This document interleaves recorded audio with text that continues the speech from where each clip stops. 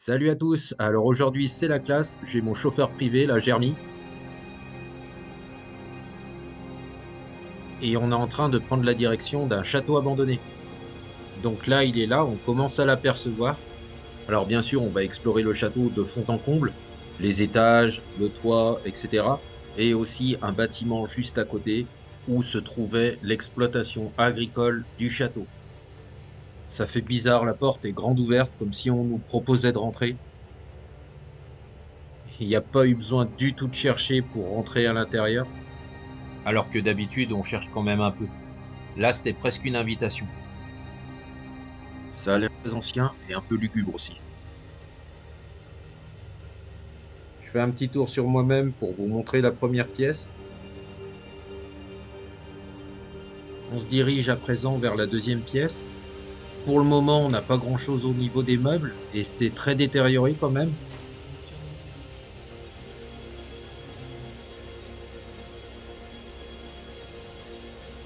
Je retourne au niveau de l'entrée principale pour vous montrer les mosaïques qu'on a au sol.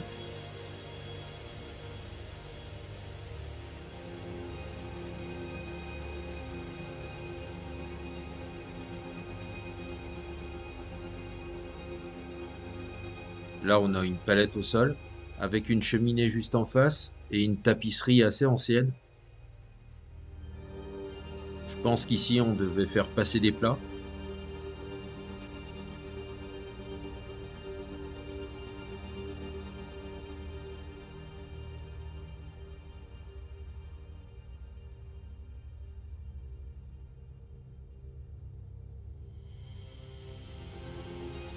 Un autre style de tapisserie et encore une cheminée.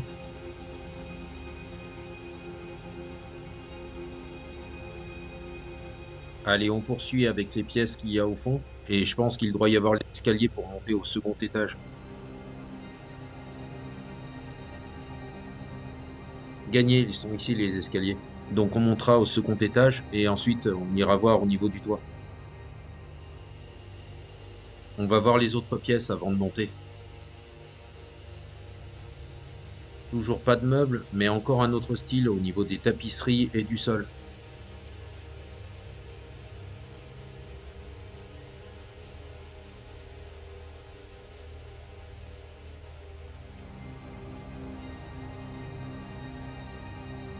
C'est quand même un peu glauque, j'avoue.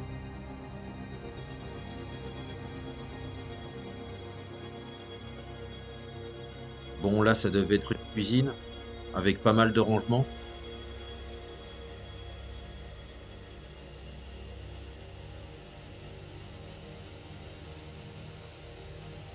Tiens, une énième pièce et on dirait qu'on va peut-être pouvoir descendre au niveau du sous-sol.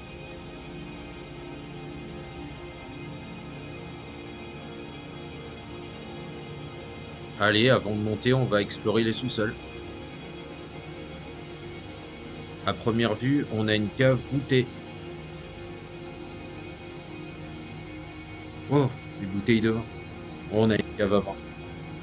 Elle est vraiment grande et on va regarder un peu ce que ça donne. Et si par curiosité, on va regarder aussi s'il y a des dates sur les bouteilles.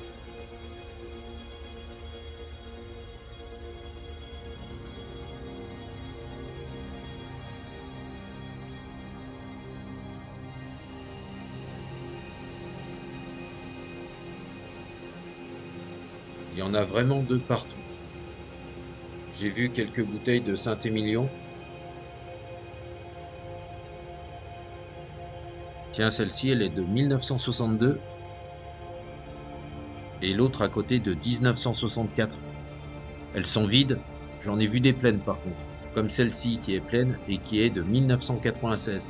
Après, rassurez-vous, on va pas les boire.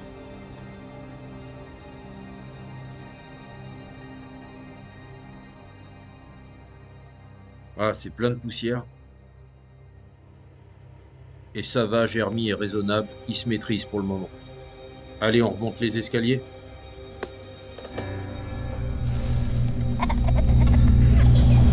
Rassurez-vous, bien sûr, ces 3-4 dernières secondes font pas partie de notre exploration. Je voulais voir si vous alliez reconnaître Conjuring. Car dans ce château, je pense un peu à ça.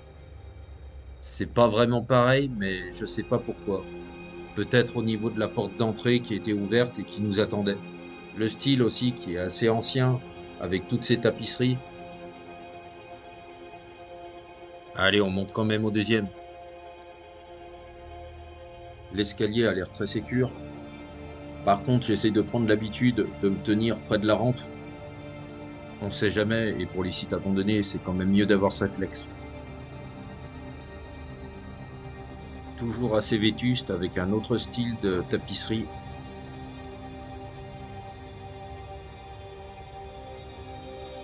Je me demande depuis combien de temps il est abandonné.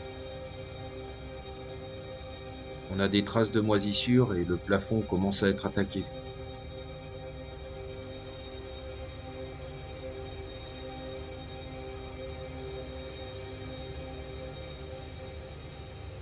Ici, ça devait être une salle de bain.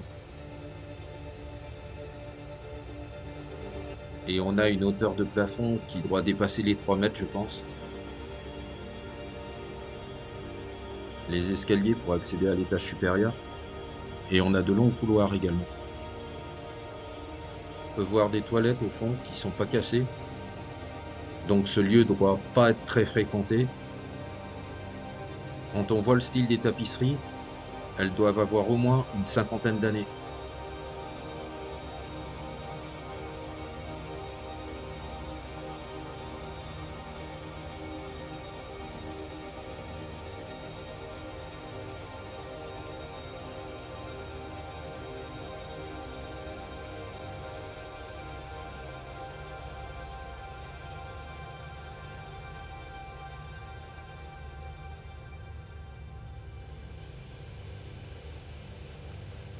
Ici, on a une table allongée. Encore d'autres pièces. Il est assez grand ce château.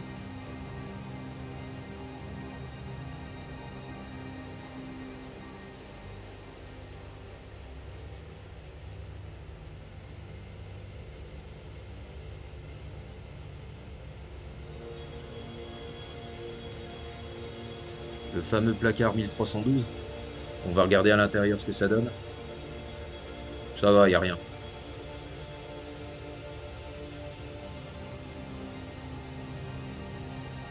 On va appeler ça des caches porte-rideaux.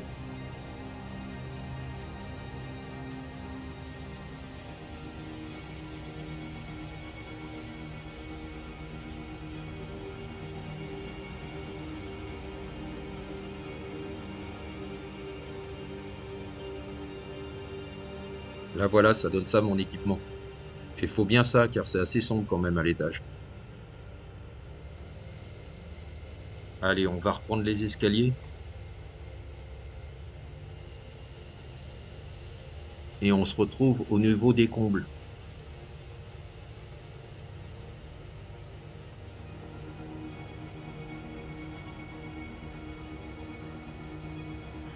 On a encore quelques petites marches d'escalier et je pense que je vais accéder au niveau du toit. Ok, on commence à le voir.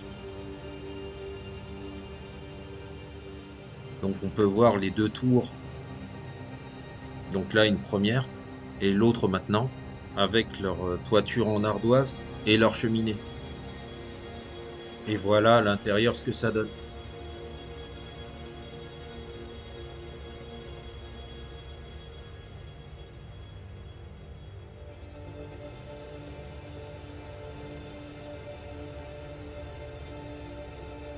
C'est bien moisi quand même, il pourrait y avoir des infiltrations d'eau.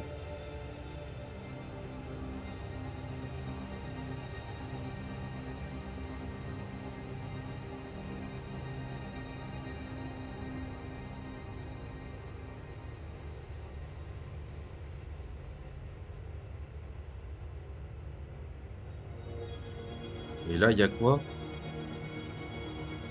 Une salle avec une sorte de rangement. Des cabines. On va dire des cabines de rangement. Allez, on redescend et on va aller voir l'exploitation agricole qui était une exploitation viticole.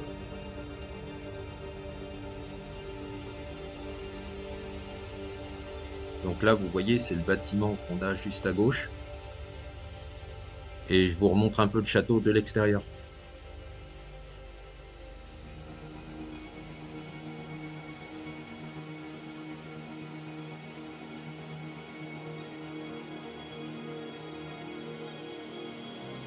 Allez, on y va.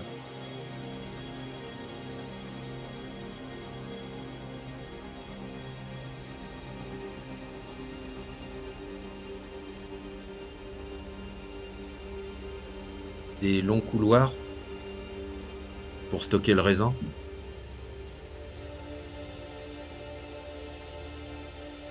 Donc là-haut, ça s'est vraiment dégradé.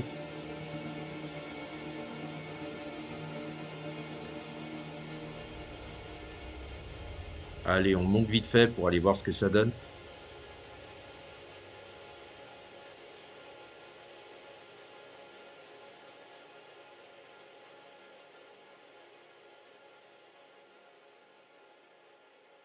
Waouh, le toit, il est défoncé.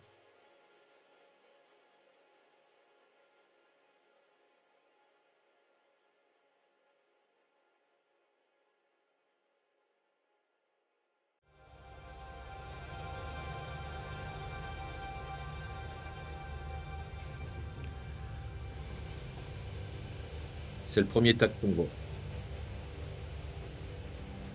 On a des cuves et qui bougeaient donc sur des rails.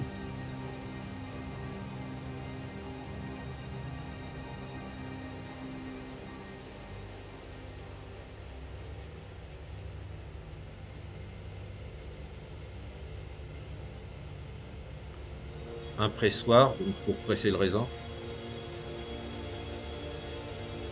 Vous voyez, c'est là où on mettait le raisin une fois broyé pour pouvoir le presser.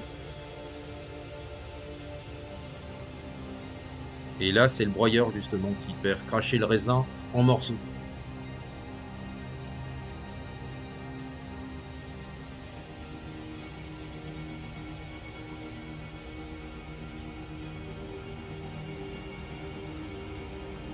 Encore des zones de stockage.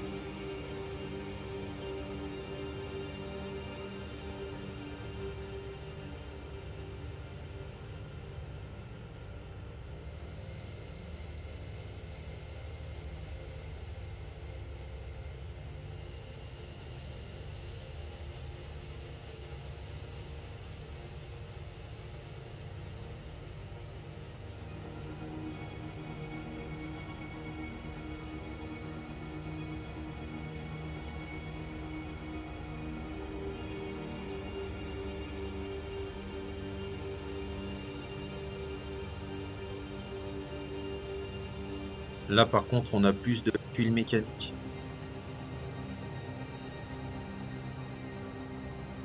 Quelques dernières vues de l'extérieur du château. Et j'espère que vous avez apprécié cette vidéo. Et on vous dit à bientôt.